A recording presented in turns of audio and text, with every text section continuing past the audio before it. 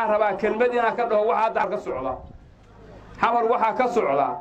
dawladdii rayidka Soomaaliya iyadoo oo dawlad dimuqraadiyada oo la doorto baa inqilaab dhacay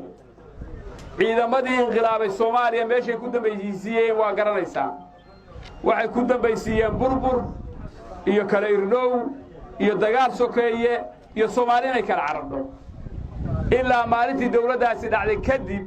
dawladdii Ali Mahdi Allah u naxariistay wixii loo gaaray Soomaali waa la isu soo celinayay Soomaali la isu keeno waa teedii maalinta laga shaqeynayay saakay dib u curatay inqilaabkii iyo ciidamadii xoogga in dalkii mar labaad lagu qabsan karo iyadoo Soomaaliya maanta aad ogtihiin inagu Puntland baan nahay 12 sano soo shaqeynayna ciidamaan leenahay dawlad baan leenahay bangiyaan leenahay kalaam qaadashaan leenahay mushaaraha bixinaan leenahay dawladaha kale xubnaha ka Soomaaliyana waa sidaas dawlad federaal oo Soomaaliya baan la qaatay saaka dib waxa loo celinayaa in la isxoogo oo la yiraahdo ciidankii la dhisay oo waliba aan shilimaadkii Soomaaliya inta badan lagu dhisay dad walaalaheena oo internationalka ay inoo dhiseen in saaka dalka la yiraahdo waa lagu inqilaabaya mar labaad in la isku cabriyo waxaad ka warhaysaan maalintii xukunka lagu wareejiyay madaxweynihii hore xilkiisu dhamaaday Cabdullaahi Farmaajo labadiisa dhinac waxa ka tagnaa Xasan Sheekh iyo Sheekh Shariif labaduba gacanta korbaysa ugu taageen labaduba xulkay ku kala wareegeen waxaasi waxay ahayd in Soomaaliya la soo celiyo oo la soo dunto saaka waxay maraysaa Soomaali inay kala tagto saddex qodob baan u sheegaynaa dadka Soomaalida oo na maqlaya horta Puntland kama mid noqonayso burburka Soomaaliya Puntland mar walba waxay u taagnaanaysaa difaaca iyo midnimada iyo suurinta Soomaaliya kam mid noqon mayso waxa maanta xamar ka socda Puntland ka mid noqon mayso kow kama raali noqon doonto oo raali kama ahaan doonto xukun la xoogay in Soomaaliya lagu xukumo waa garanaysaan in xukun la xoogay oo Soomaaliya lagu xukumay reer Puntland wuxuu ku sameeyay waa garanaysaan wallahi baan ku dhaartay gobolada hadda aan joogno wixii ka dhacay dadkii ay ku dhaceen way joogaan before inta 78 79 80 wixii gobolada Puntland ka dhici jiray waa garanaysaan oo gacanka ku sameeyay ma aanan raadin ee waxaan doonanay Soomaali waad ogtihiin waa ka warhaysaaneen dagaalka wixii galay inaan kulmis aadnay oo Itoobiya galay kumayaal kun oo wiil baa ina kaga soo dhintay iyadoo sharafta iyo cirdiga iyo nolosha dadkan la ilaalinayo baa waxa uu nafwaay rag aad u fara badan waa ka warhaysaaneen saaka in lagu celiyo meeshii ay joogtay Puntland raali ka noqon mayso haddii la helo Soomaali midaysan oo iswadata oo israbta sidaan hormuud u ahayn odayaal u ahayn baa u ahaanaynaa haddii la waayo Soomaali midaysan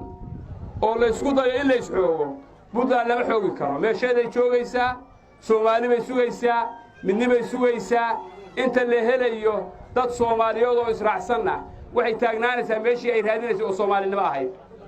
maanta waxa ka socda baarlamaanka Soomaaliya oo waqtigiisii dhamaaday Soomaaliya maanta ma anfici karo nimanka hadda waxa sameynaya dadka reer xamar jooga way yaqaanaa filla Soomaaliya way yaqaanaa hoos hadii loo dogo jidka wadnu intuu taagan yahay jidka wadnu intuu jiro waa la yaqaanaa wallahi wasiir iyo madaxweyne baarlamaan jidka wadnaha tay kala inuu jirin iska daa bakaaraha iyo jidka Sodonka iyo Sanca iyo Madiina iyo Xoor sida hadii loo dogo oo sida jidka looga dogo ama ha aadeen kii dabka ama ha aadeen kii sayidka ama ha aadeen kii shaqaalaha ku doonaado oo dhinaca wadnaha la aado cid aad ka dhaama jidho halka lama tagi karo ninka halka aan tagi karin madaxtooyada dhexdeedana ay ciidan walaalaha inoo yimaadaan ay ilaaliyaan oo raba saaka Soomaali inuu xoog ku aado waxaan leenahay waa waali cusub dekada iyo aeroboorka waxa inoo haya niman sheeyaaba inoo hayo niman walaalaheena oo dadkii inoo soo gudmado internationalka baa inoo haya ciidan Soomaaliyeed ciidamada hadda la diyaarinayo baa ugu horeeya niman isaga la waardiyeynayo oo isaga uu san dhaqaaqi karin oo furaha guriga uu ku jiro ay uniform haysato Soomaali baan maanta xoogaya oo mar labaad baad dictatoriya soo celinaya laga yeelimayo waxa kale oo idin sheegaya haddii macna ay leedahay dictatoriyo waa soo marnay saakana taan aan la socono waa tan Eritrea ka jidha Eritrea tan ka socota baa Soomaaliya la rabaa in laga wadayo bal goorma anaga siyaasada fawarka isku nimi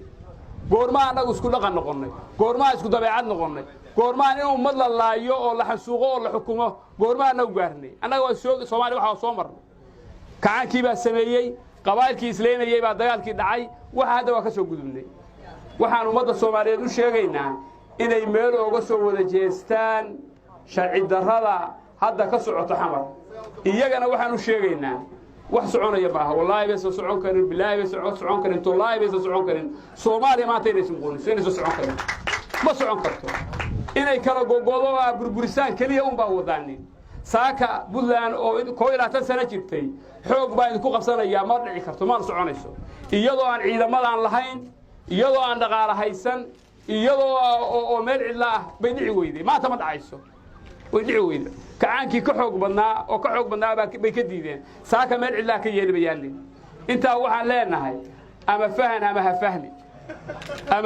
fahmi halkaasay taagan tahay Soomaali markaan fiirino hadda fatadaruha kal mucallaq baan nahay magaca Soomaalinimada kaliya leenahay xuquuqihii dhammaan Soomaali lagu helay hal xabba kama helin walina waa qanacsan oo Soomaali ma raadinayna annagu hal xabba ka helin ciidamada u jeedaan tuutaha u jeedaan raashinka u jeedaan mushaarka u jeedaan tinkada u jeedaan dhammaantood dawladda federaalka Soomaaliya waxba kuma leh waa cashuurtii ummadda Puntland laga ururiyay